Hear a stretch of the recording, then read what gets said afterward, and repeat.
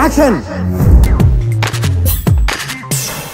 Raghuvaran BTech మూవీతో తెలుగులో హీరోగా మంచి పేరు తెచ్చుకున్న ధనుష్ దర్శకుడిగా తీసిన పాపాండి సినిమా తమిళనాట సూపర్ హిట్ అయింది.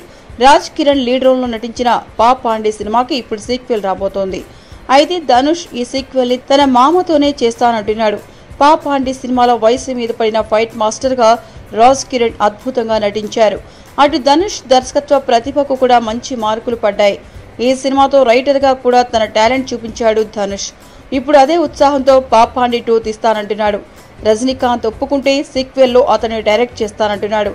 ధనుష్ ఆలోచన బాగానే ఉంది, కానీ సీక్వెల్ లో హీరోను మార్చేస్తే ఎలా? పాపాండి సినిమాలో తన అద్భుతమైన నటనతో మెప్పించాడు రాజ్ కిరణ్. అలాంటి రాజ్ కిరణ్ ని తప్పించి సీక్వెల్ సూపర్ స్టార్ పై హీరోగా పెడితే చూడగలమా? రజనీకాంత్ అడుగు పెడితే సినిమా మార్కెట్ రీచ్ 2 పెరుగుతాయి. అలాని చెప్పి క్రిటిక్స్ మెప్పు పొందిన రాజ్ కిరణ్ ని పక్కన పెడతారని చెప్పడం ఎంతవరకు కరెక్ట్? అయితే నిర్మాతగా సూపర్ స్టార్ రజనీకాంత్ తో సినిమా తీస్తున్నాడు ధనుష్. అయితే దర్శకుడిగా మామగారితో మరో మూవీ చేసుకోవచ్చు. అయితే పాపాండి సీక్వెల్ సూపర్ స్టార్ ని హీరో చేయడం అంత కరెక్ట్ కాదేమో. అయితే ఈ cinema Telugu remake rights Mohan Babu తీసుకున్నాడు. ఈ వీడియో నచ్చితే ఒక లైక్ కొట్టండి, లేకపోతే కామెంట్ చేయండి. బట్ సబ్స్క్రైబ్ చేయడం మర్చిపోకండి.